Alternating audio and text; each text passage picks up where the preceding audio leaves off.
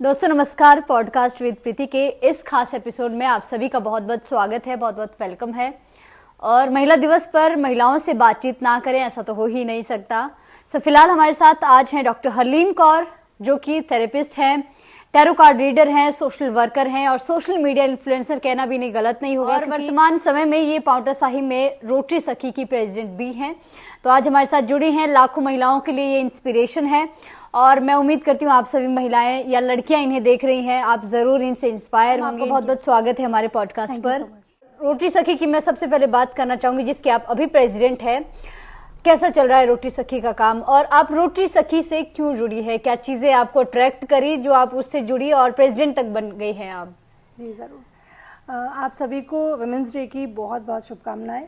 जी, ये दिन क्यों बनाए जाते हैं? ताकि कोई किसी भी चीज़ को भूले नहीं। चिल्ड्रंस डे है, बहुत सारे ऐसे दिन रहते हैं, तो उसका एक सेलिब्रेशन का एक बोलते हैं कि इंडिया में तो एक बहाना चाहिए, लैंड ऑफ फेस्टिवल्स। तो हर दिन कुछ ना कुछ नया है, हर दिन ही लेडीज़ के लिए है, बट एक स्पेशल डे बनाया जाता है, इंटरनेशनल वुमेंस डे। तो आप सबको बहुत बहुत शुभकामनाएं। एंड आपने बात की रोटरी की। रोटरी क्लब के साथ बहुत साल से मेरी फैमिली जुड़ी है। मैं देहरादून से हूँ एंड काफ़ी साल से हम लोग लायंस क्लब की मेंबर हैं। मैं डिफरेंट क्लब्स की मेंबर हूँ। तो जब मैं पाउंटा साहिब आई आज से 10 साल पहले, तो यहाँ पे रोटरी क्लब के बारे में पता चला। रोटरी क्लब यहाँ काफ़ी एक्टिव है, तो उसके साथ जुड़ने का मौका मिला। हमारा एक क्लब स्टार्ट हुआ 4 इयर्स बैक, जो वुमेंस क्लब है। यहाँ पर एक रोटरी क्लब ऑलरेडी है और वुमेंस क्लब है, टोटल वुमेंस है इसमें सारी। तो इसमें ये रहता है कि लेडीज़ क्लब है तो सबको अच्छा सा एक्सपोजर मिलता है, सब अपनी बात आराम से कर पाते हैं। कई बार ये रहता है कि कोई मेल पर्सन है तो कोई कुछ बात कहने में उनको हेजिटेशन रहती है। तो मैंने जब ये ज्वाइन किया तो बहुत अच्छा लगा, सब लोग एक साथ मिलके काम करते हैं। देखिए, सोशल वर्क करने के लिए एक प्लेटफॉर्म की ज़रूरत होती है। आप अकेले शायद कुछ भी उतना नहीं कर पाते। जो हम टीम के साथ या एक डेजिग्नेशन से क्या होता है, अलग अलग सबको काम मिलते हैं, तो सब अपना अपना वो काम करते हैं, तो काम डिवाइड हो जाता है। अच्छा, कभी कोई ऐसा इंसिडेंट हुआ कि आपको लोगों की मदद करनी चाहिए, जहाँ कोई बहुत गरीब परिवार का बच्चा या कोई स्टूडेंट ऐसा मिला हो कि जिनके पास ज्यादा पैसे नहीं है या पढ़ाई नहीं कर पा रहा है, तो आपके मन में एक विचार आया हो कि यार इनकी मदद मुझे जरूर करनी है? कभी ऐसा हुआ? जी ज़रूर। लाइक इस साल की भी बात करेंगे, बट जब से इस क्लब स्टार्ट हुआ है हमने बहुत सारी ऐसी चीज़ें करी हैं जो हम फ्रीली कर पाए। लेडीज़ के लिए बहुत कुछ किया, काफ़ी सारी टॉक्स मैंने करी हैं जो लेडीज़ एम्पावरमेंट के लिए, स्कूल्स में भी, गर्ल्स के लिए भी हमने किया है। तो लास्ट ईयर एक इंसिडेंट था, एक छोटा बच्चा था, उसके हार्ट में होल था, तो उसका सर्जरी करवाया गया था रोटरी क्लब से। तो हमारे क्लब के थ्रू, लेडीज़ क्लब जो रोटरी सखी है उसके थ्रू था। तो ऐसे काफ़ी सारे इंसिडेंट होते हैं। तो इस बार मेरा ज़्यादा जो काम रहा है वो बच्चों के लिए रहा है, रिलेटेड टू एजुकेशन। तो मैंने सबको यही गाइड किया कि पढ़ाई कराइए, बच्चों को पढ़ाना बहुत ज़रूरी है। क्यों ज़रूरी है एजुकेशन? देखिए, जब तक एजुकेशन नहीं होगी तो अवेयरनेस नहीं होती है, और अवेयरनेस बहुत ज़रूरी है किसी भी चीज़ की। अगर किसी बच्चे को आप पढ़ाई नहीं कराते हैं तो आगे जाके उसको कुछ भी समझ में नहीं आएगा, उसके पेरेंट्स को भी नहीं पता है क्या करना है। सो अवेयरनेस बहुत ज़रूरी है। बहुत सारी महिलाएं भी एम्पावर होना चाहती हैं, कुछ घर में ही कुछ छोटा मोटा कामकाज जोड़ना चाहती है। जिस तरह से हम देखते हैं कि बेकिंग एक बहुत अच्छा सोर्स ऑफ इनकम बन सकता है और अपने आप को सीखने के लिए बहुत चीज़ें, इसमें आपने सिर्फ यूट्यूब देखना है, आपने चीज़ें सीखनी है, बनानी है, बट आपके अंदर वो डेडिकेशन चाहिए। तो बेकिंग का काम आपने कैसे सीखा? आप क्लासेस भी काफी समय से देती हैं, आपको बहुत शौक भी है। देखिए, ये आपने बेकिंग की बात की, बहुत सारी ऐसी चीज़ें जो घर से स्टार्ट कर सकते हैं लेडीज़। मैंने 2003 में इंस्टीट्यूट स्टार्ट किया था देहरादून में, एंड उस वक्त लेडीज़ ऐसे काम नहीं करती थी, बहुत ज़्यादा ऐसे इंस्टीट्यूट्स नहीं होते थे। मैंने जस्ट आफ्टर माई 12th मुझे लगा कि मुझे कुछ करना है। अब कुछ क्या करना है, कोई ऐसा प्लेटफॉर्म नहीं होता है कि आप कैसे जॉब करो, you don't have that degree नहीं है, अभी तो पीजी भी नहीं किया है, ग्रेजुएशन में आप कैसे जॉब करो, क्या करो। सो मेरा फैमिली लाइक बिजनेस फैमिली है, तो एक ब्लड में ही होता है बिजनेस। तो मैंने जब स्टार्ट किया तो सिखाने का, बहुत ही सिंपल सा एक कुकिंग क्लासेस था, बेकिंग क्लासेस कह सकते हैं, केक्स एंड बेक्स के नाम से। तो उसमें मैंने प्रोफेशनली सिखाना स्टार्ट किया। एंड खुद कैसे सीखा? मेन बात ये थी कि मैंने होटल मैनेजमेंट नहीं किया, और मेरे पास जो फर्स्ट स्टूडेंट आया था ना, वो होटल मैनेजमेंट के कोर्स में एनरोल था, वो होटल मैनेजमेंट कर रहा था। तो ही वांटेड कि मुझे प्रोफेशनल सीखना है, मैम हमें तो 3 साल बाद प्रैक्टिकल सिखाएंगे, तो आप मेरे को अभी से ही मेरे को आता होगा तो ईजी होगा। तो मेरा फर्स्ट स्टूडेंट एक होटल मैनेजमेंट इंस्टीट्यूट का था और मैंने नहीं किया था hotel management, I did short term courses. मुझे शौक था बहुत ज़्यादा बेकिंग का। मैं बेकिंग कर रही हूँ जब मैं 7th क्लास में थी, मैंने तब से बेकिंग स्टार्ट किया। मतलब उस वक्त अवन रहते थे हमारे पास, छोटे अवन थे इलेक्ट्रिक, तब से स्टार्ट करते करते खुद से एक वो पॉलिश हुआ। फिर मैंने प्रोफेशनल कोर्सेज भी किए, बट उस वक्त उतने ऐसे कोर्सेज नहीं थे, मुझे एनरोल नहीं करते थे। उन्होंने बोला ये शी इज़ इन 10th, तो हमारा तो मिनिमम क्राइटेरिया है 12th क्लास के स्टूडेंट को ही हम एनरोल करेंगे जी। तो बहुत मुश्किल से मेरी मदर ने उनको वो किया कि नहीं इसको बहुत इंटरेस्ट है, आप इससे एक बार प्रैक्टिकली करवा के देखो इसको आता है। देन दे एनरोल्ड मी, तो वहाँ से मैंने बहुत कुछ सीखा। That was a short term course hotel management institute का। और उसके बाद आपने बहुत सारे रियलिटी शोज भी जज किए हैं, जिसमें शेफ हरपाल जो अभी लाफ्टर शेफ में है भारती सिंह जी के साथ हैं, उनके साथ भी आपने बहुत सारे टेलीविजन के जो शोज हैं उनको जज किया। और वहाँ पर आपने, और वो काफी समय पहले की बात है, उस समय अखबारों का या खबरों का इतना ज्यादा दौर भी नहीं होता था। हमने देखी पूरी अखबारों की कटिंग अभी भी आपके पास है, तो उस समय कैसे आपका वहां जाना हुआ या किस तरह से वो बात हुई, कैसे आप वहां तक पहुंचे वो समय? वो स्टोरी है मेरे को सबसे पहले जब मैंने क्लासेस स्टार्ट की तो बहुत अच्छा रिस्पांस रहा, बहुत अच्छा। मैंने चॉकलेट्स मेकिंग सिखाया, तो लेडीज़ घर से जैसे दिवाली पे या क्रिसमस पे, बर्थडेज पे चॉकलेट्स सेल करने लगी। तो मुझे यही था कि वो घर से कुछ कर सके, और इसमें आपको कुछ भी नहीं चाहिए, नॉर्मल गैस और घर की चीज़ों से। जब उनके हस्बैंड ऑफिस चले जाते थे, बच्चे स्कूल चले जाते थे, तो तब वो चीज़ें बनाते थे और सेल करते थे, ऑर्डर्स लेते थे। तब ये ऑर्डर्स वाला ना ज़माना नहीं था, इंस्टाग्राम नहीं था, फेसबुक नहीं था कि ऑर्डर्स कैसे लिए जाएं। तो वो फ्रेंड्स में होता था, किटी पार्टीज में या आसपास रिलेटिव्स को बोल के एक वर्ड ऑफ माउथ से वो चीज़ें वो सेल करते थे। अच्छा लगता था मेरे स्टूडेंट्स जब सेल कर रहे हैं, और मैंने कभी नहीं सोचा कि मुझे कुछ सेल करना है, एंड सिखाने का मेरे को इंटरेस्ट था। वो LG मलिका किचन एक शो आता था कुकिंग का टीवी पे, स्टार पे, एंड वो LG की तरफ से था। तो जब माइक्रोवेव लॉन्च हुए थे, वो तब की बात है, उन्होंने माइक्रोवेव को लॉन्च करने के लिए एक कॉन्टेस्ट किया था LG मलिका किचन। तो वो जब दिल्ली से टीम आई, उन्होंने मेरे को एज अ जज सिलेक्ट किया, एंड मेरे को लगा कि इतने बड़े बड़े उसमें काफ़ी सारे कंटेस्टेंट्स आने वाले हैं, और मैं ग्रेजुएशन फर्स्ट ईयर में थी, फर्स्ट या सेकेंड ईयर में। तो मेरे को उन्होंने जज के लिए बोला, एंड बहुत अच्छा एक्सपीरियंस था। वो टीवी पे टेलीकास्ट भी हुआ था, और उसका मेरे पास कोई क्लिप भी नहीं है, क्योंकि उस टाइम पे कुछ ऐसा वो नहीं था कि आप वीडियो बना लो या कुछ और कर लो, बट अखबारों की कटिंग अभी भी पूरी है, मेरे पास फोटोग्राफ्स हैं। हाँ जी। तो एक ऐसी मेमोरी जो काफ़ी अच्छा रहा, सबसे मिले। उसके बाद बहुत बहुत सारे ऐसे चीज़ें हमने की। शेफ हरपाल के साथ मेरा शो रहा, एंड वो टीवी पे फूड चैनल पे टेलीकास्ट हुआ, एंड वो एक था जो देहरादून में, it was for the first time कि किसी का शो ऐसे लाइव चैनल पे आ रहा है। बहुत ही इम्पोर्टेंट मेरा सवाल है, महिलाओं का एम्पावर होना या फिर जागरूक होना, अपने पैरों पर खड़ा होना कितना और क्यों ज़रूरी है? देखिए, ऐसा नहीं है कि किसी को सिर्फ पैसों के लिए काम करना है, वो एक सेकेंडरी है। जब आप काम करेंगे तो पैसे तो आएंगे ही, बट एक एम्पावरमेंट, एक कॉन्फिडेंस, एक ऐसा कि आप कुछ कर सकते हैं। सी पढ़ाई सब लोग करते हैं, बॉयज़ भी करते हैं, गर्ल्स भी करते हैं, तो सिर्फ ऐसा तो नहीं है कि अपॉर्चुनिटी गवर्नमेंट सिर्फ बॉयज़ को दे रही है। गर्ल्स के लिए भी सब कुछ हर जगह, बल्कि सीट्स रिजर्व्ड है, और एक्स्ट्रा ही कुछ ना कुछ मिलता हो रहा है। बिल्कुल, तो क्यों नहीं कुछ करना चाहिए? अगर आप में टैलेंट है, कैपेबिलिटी है, और मेन है इंटरेस्ट, शौक होना बहुत ज़रूरी है। मैक्सिमम गर्ल्स को रहता है कि चलो क्या करना है, क्यों काम करना है ना, मतलब सीरियल देखा, टीवी देखा, घूम लिया।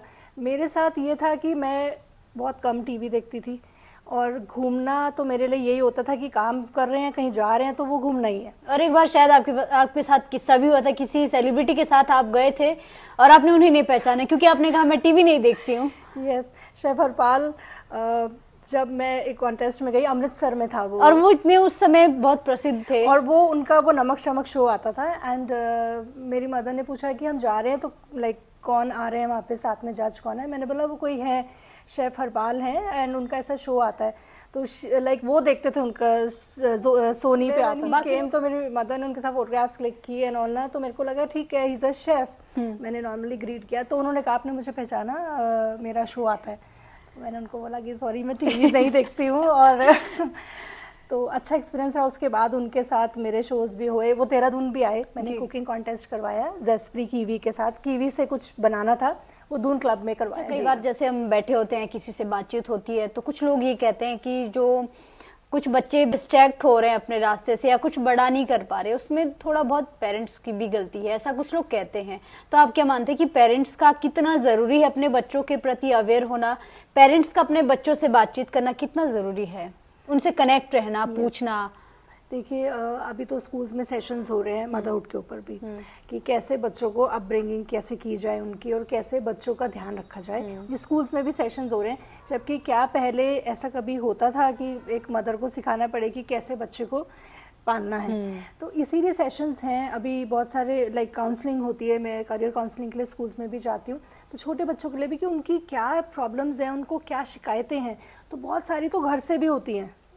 एज ए मदर आप क्या देखती हैं कि पेरेंट्स में भी थोड़ी बहुत होती है? मैं वही कह रही हूँ कि बच्चों की घर से भी बहुत ज़्यादा अब शिकायतें हैं कि ऐसा है ऐसा है। मेरा एक सेशन होता है स्कूल में, मैं बोलती हूँ कि एक लेटर लिखो, एक पर्ची पे अपनी प्रॉब्लम लिखो। तो हमने अभी यहाँ पे और भी स्कूल्स में किया, तो जब वो पढ़ा तो उसमें कई चीज़ें तो बहुत शॉकिंग थी। बच्चों के अंदर इतना डर, कई बार फियर, कई बार फोबिया, मतलब मैक्सिमम उसमें बच्चों ने अपनी लाइक दिल की चीज़ें लिखी थी। तो उनको घर से भी कई बार प्रॉब्लम्स रहती हैं। It's not just about pampering, कई बार पेरेंट्स उनको हैंडल नहीं कर पाते, तो वो बहुत ज़रूरी है। अगर बच्चा गुस्सा कर रहा है तो उसको हैंडल कैसे करना है, बहुत इंपॉर्टेंट है आज के टाइम में, बिकॉज माइंड में वो बात रह जाती है बच्चे के, और वो उसके आगे करियर में, फ्यूचर में ज़रूर ऑब्स्टेकल लाती है। As a healer, as a therapist, जब मैं देखती हूँ तो एक छोटे से बच्चे के मन में जो चीज़ थी वो बड़े होकर भी उसको वो चीज़ कुछ अच्छा करने से रोकती है। तो बहुत ज़रूरी है वॉच योर वर्ड्स, कैसे हम बच्चे को बोल रहे हैं। कई पेरेंट्स बहुत कर्स करते हैं कि बच्चों को ये तुम नहीं कर सकते, तुमसे नहीं होगा, उसको देखो वो कितना अच्छा कर रहा है।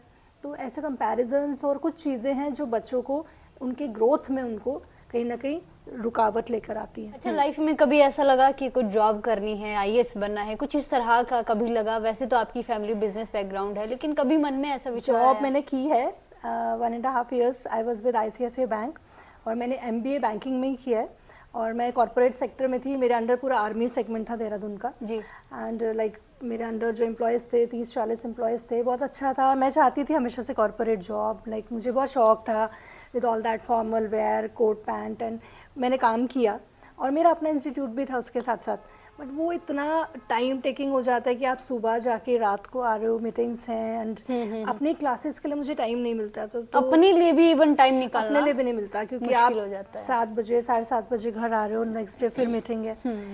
और फिर मैंने वो जॉब ड्रॉप की। मेरे घर पे लाइक उस वक्त बहुत वो हुआ कि कैसे एक हाँ, वही मैं जानना चाह रही थी, क्योंकि जब जॉब छोड़ते हैं तो घर वाले एकदम चौकन्ने रह जाते हैं कि ये क्या किया। मेरी मदर ने मुझे सपोर्ट किया उस डिसीजन में, बिकॉज उनको पता था कि मेरा पैशन क्या है। तो सबने यही बोला कि यही तो तुम चाहती थी कि मेरे को MBA करना है या बैंक में जॉब करनी है, कॉर्पोरेट सेक्टर में जाना है, तो तुमने ये सब कर लिया, ओके, ये सबको हॉबी रखिए, बट जो डेस्टिनी में लिखा होता है वो अपने आप आता है। वो जॉब छोड़ी, मेरा रेजिग्नेशन नहीं एक्सेप्ट हो रहा था, 1-1.5 महीने के बाद वो एक्सेप्ट हुआ, और मुझे सबने बहुत डांटा कि आप जॉब लाइक क्या है, क्या करने, किस लिए छोड़ रहे हो, जॉब पाने के लिए बहुत लोग कोशिश क्या करते ऐसा हैं है कि जॉब नहीं करनी है। और मैं उस टाइम आपके मन में क्या चल रहा था कि क्या आगे करना है? क्लासेस मेरी चल रही थी बहुत अच्छी, बहुत अच्छे लेवल पे। आपने उसे फोकस करना था? मेरे को जो एक होता है ना, एक अंदर से एक हैप्पीनेस नहीं होती थी। आप सुबह जा रहे हो, रात को आ रहे हो, इंडिपेंडेंट सा फील नहीं कर रहे थे। सबसे बड़ी बात है कि एक अपना जब आप काम करते हो, you are your own boss, तो एक वो हैबिट नहीं थी कि आप जाकर एक टाइम इतने बजे से इतने बजे। मैं बहुत फ्लेक्सिबल टाइप पर्सन हूँ, मुझे लगता है कि आप जिस वक्त फ्री हो आप उस वक्त काम कर सकते हो, है ना। रात को फ्री है तो आप रात को भी कर सकते हैं। तो बस एक वही था एक माइंड में कि कुछ डिफरेंट करना है, और वो मैंने किया।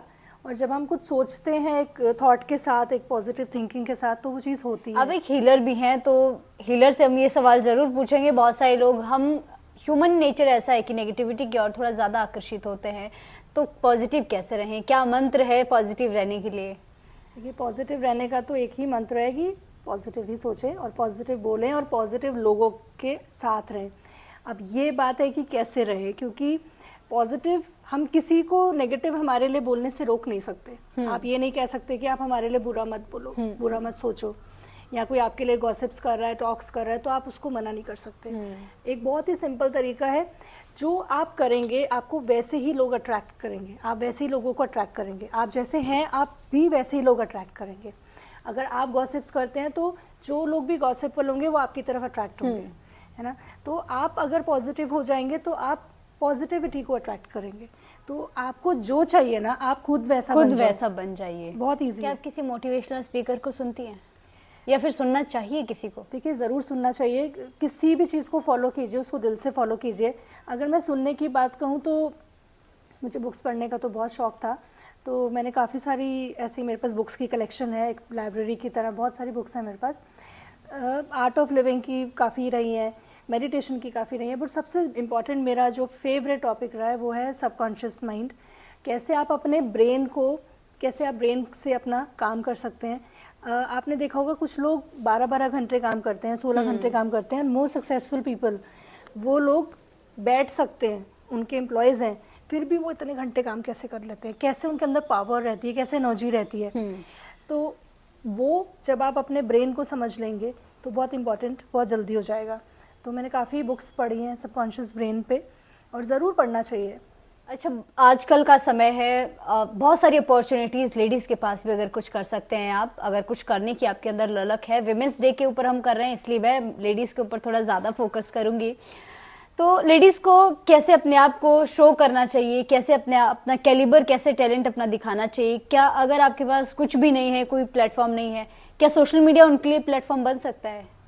ये सोशल मीडिया तो एक चैनल है, एक लिंक है, ठीक है। आप अपना टैलेंट कैसे भी कहीं भी शो कर सकते हैं। अगर आपको कुछ भी आता है, कुछ भी टैलेंट है, तो आजकल तो कितना कुछ है, ऐसे ऐसे कॉन्टेस्ट होते रहते हैं। अभी आप देख पा रहे हो तो छोटे छोटे गांव से बच्चे रियलिटी शोज में जाते हैं, और रियलिटी शो वाले खुद ढूंढने जाते हैं उनको, है ना। तो इट्स नॉट जस्ट कि आप सिर्फ सोशल मीडिया पे ही पोस्ट करो, आपके पास आसपास आपकी फ्रेंड्स हैं, किटीज़ हैं, आपको बट एक टैलेंट एक मन में होना चाहिए कि मुझे कुछ करना है। देहरादून में रहते थे, मम्मी पापा का तो आपको बहुत सपोर्ट मिला। शादी करके जब पोंटा में आई, यहाँ पर भी आपने बहुत सारा एक्सप्लोर किया, बहुत चीज़ों की शुरुआत की, बहुत सारे काम किए। तो अपने हस्बैंड का या इन-लॉज का कितना सपोर्ट ज़रूरी है कुछ करने के लिए? जी, बहुत ज़रूरी तो होता है, बट मुझे फ़र्क नहीं लगा बहुत कि मैं अपने घर पे वहाँ पे रह रही थी या यहाँ पे रह रही थी, क्योंकि मैं पहले दिन से ही मतलब मैं सेम काम करने लगी, और बिल्कुल सेम ही इन्वायरमेंट था। हमारे कल्चर सेम थे, थॉट्स सेम थे, फैमिलीज़ दोनों के। तो ऑलमोस्ट कई बार ये रहता है एक डर मन में कि दूसरी फैमिली के कल्चर डिफरेंट, चाहे वो आप सेम कास्ट के हो, बट कई बार डिफरेंट होता है। तो काफ़ी कुछ सेम था। मेरे को सबने बहुत सपोर्ट किया, और सपोर्ट ऐसा किया कि मुझसे ज़्यादा लाइक क्यूरियस मेरी फैमिली मेम्बर्स थे कि आप क्या करते हो, टैरो से कैसे दिखते हैं, हीलिंग कैसे करते हैं।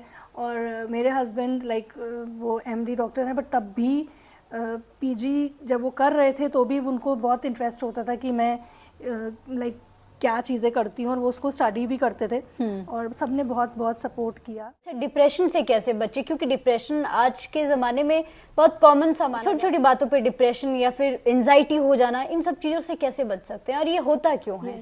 उस दिन एक स्कूल में मेरा सेशन था, और वहाँ पर बच्चे ये वर्ड यूज़ कर रहे थे। यहाँ पेरेंट्स भी बोलते हैं जब आते हैं कि बच्चों को डिप्रेशन है, एंजाइटी है, स्ट्रेस है, और वो भी 9, 10, +1 क्लास से, जब आपको कुछ पता ही नहीं है। उससे भी छोटे बच्चे, क्योंकि वो वर्ड सुनते हैं स्ट्रेस।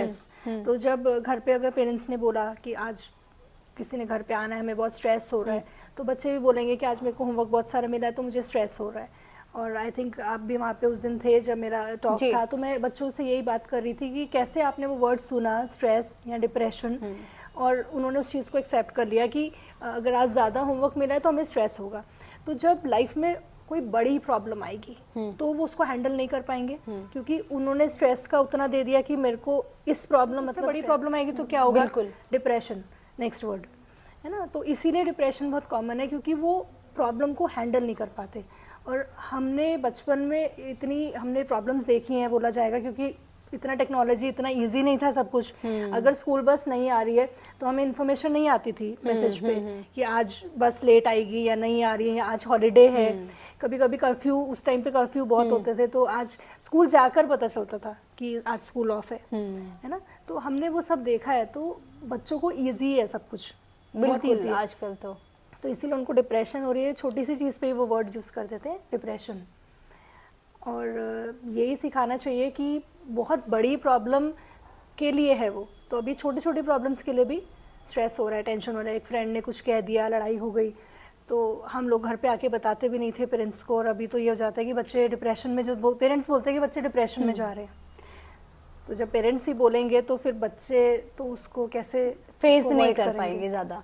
अच्छा, बहुत सारे यंगस्टर्स है आजकल कहते हैं कि नौकरियों का अभाव है, हम अनएम्प्लॉय हैं, हमारे पास काम नहीं है। तो आप दो पहलू है, क्या आप ये मानती हैं कि नौकरियां कम है, या ये मानती है कि जज्बा कम है? नहीं, नौकरी कम नहीं है, माइंडसेट ठीक नहीं है, बार बार चेंज मतलब करना जज्बा है, कम है, मैंने वही कहा। बार बार चेंज करने का है। वो क्या कर रहा है, दूसरा क्या कर रहा है, अपनी जॉब से सेटिस्फाइड क्यों नहीं है, क्योंकि जो आपके साथ है, आपके बाकी मेट्स थे, वो ज़्यादा अच्छा कर रहे हैं। तो कंपैरिजन्स भी हैं माइंड में, बेसिकली कन्फ्यूजन्स हैं। वो खुद ही कन्फ्यूज है कि उनको क्या चाहिए। अगर मैं, जब मेरे पास बच्चे आते हैं 12th के, हम पूछते हैं तो कभी वो कहते हैं हमें ये करना है, अच्छा ये नहीं होगा तो ये कर लेंगे। They are not focused. वो गोल जो एक बोलते हैं ना, जो हम देखते थे बचपन से, वो गोल की कमी है। तो सब पेरेंट्स के लिए यही है कि आप बच्चों को शुरू से ही वो चीज़ बताओ कि उनको क्या करना चाहिए, हर चीज़ की तरफ नहीं जाएं, और जब फाइनली कुछ भी नहीं होता है तो वो कहते हैं चलो ठीक है हम सोशल मीडिया इन्फ्लुएंसर बन जाते हैं। लास्ट में आजकल तो ये ऑप्शन या रह जाता है। लड़कियां या महिलाएं बोल्ड ब्रेव कैसे बने, क्योंकि अक्सर उन्हें बेचारी डेलिकेट कहा जाता है, तो लड़कियां बोल्ड कैसे बने? स्टार्टिंग में ज़रूर ऐसी प्रॉब्लम्स होती थी, पहले जब हम पुराने ज़माने में देखते थे तब तो लड़कियां जॉब नहीं करती थी, बाहर नहीं निकलती थी। उस टाइम से जब कोई पहली बार बाहर गया होगा तो उसको प्रूफ करना पड़ा। बट अब तो सब कुछ इजी है, अब तो कोई किसी को रोकता भी नहीं है। अब आप कहीं देखा होगा आपने, कहीं के बच्चे लाइक गर्ल्स ही हैं, 2 लड़कियां 3 लड़कियां, तब भी वो बहुत हैप्पी हैं। अभी उनको ऐसा नहीं है कि लड़का होना चाहिए।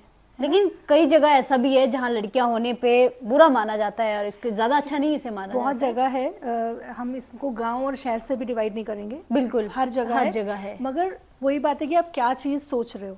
तो बहुत सारे पेरेंट्स ऐसे हैं जिनको कोई प्रॉब्लम नहीं है कि लड़का है या लड़की है, और लड़कियों को अपने आप को प्रूव करने की ज़रूरत नहीं पड़नी चाहिए। इतना तक अपने आप को स्ट्रॉन्ग कर लो कि आपको अपने आप को प्रूफ ना करना पड़े। वीमेन डे है और स्पेशल ये ओकेजन है, वैसे तो हर दिन महिलाओं का होता है, मैं कहती हूँ कि महिलाओं के बिना कोई दिन ही नहीं होता है। तो क्या मैसेज आप अंत में देना चाहती हैं? ये मैसेज यही है कि सब कुछ है आपके पास, सारी चीज़ें हैं अवेलेबल। जितना हो सके अपने हर दिन को ब्यूटीफुल बनाइए, क्योंकि कितने दिन हम यहाँ पर हैं वो किसी को नहीं पता। तो हर दिन हर पल को सुंदर बनाइए, वही इम्पॉर्टेंट है। आउटर एक्सपीरियंस बहुत डिफरेंट होता है, इनर सोल, इनर एनर्जीज को कैसे आप ब्यूटीफुल बना सकते हैं, कैसे आप अपने अंदर की जो टैलेंट है, जो बोला जाता था पहले भी कि टैलेंट से इंसान सुंदर दिखता है ना। आउटर मतलब गुणों से ज्यादा सुंदर होता है, शक्ल ज्यादा मायने नहीं रखती है। आउटर अपीयरेंस जरूरी है, ठीक है, वो आप में कॉन्फिडेंस लाता है। बट मेरे पास कई बार ऐसे आते हैं कि आज हमारे ये ठीक नहीं है, हमारा नोज ऐसा है, हमारे बाल ऐसे हैं, तो उस चीज़ को लेके भी बहुत सारी गर्ल्स हैं जो डिप्रेशन में चली जाती हैं कि आउटर अपीयरेंस को लेके। और खुद ही, तो जब आप खुद को एक्सेप्ट नहीं कर रहे हो तो दूसरा आपको या उस चीज़ को कैसे एक्सेप्ट करेगा। तो आप अपने आप को एक्सेप्ट करना सीखिए, अपने आप से प्यार करिए, अपने आप को सुंदर रखिए। इफ़ यू वांट, लाइक मैं यही कहती हूँ सबको कि जो पसंद है वो करिए, आपको जो पसंद है। किसी को डांस का शौक़ है, किसी को मूवीज़ देखनी है, किसी को सुंदर दिखने का शौक़ है, जो शौक़ है आप वो करेंगे तो आप बाहर से भी खुश नजर आएंगे। बिल्कुल।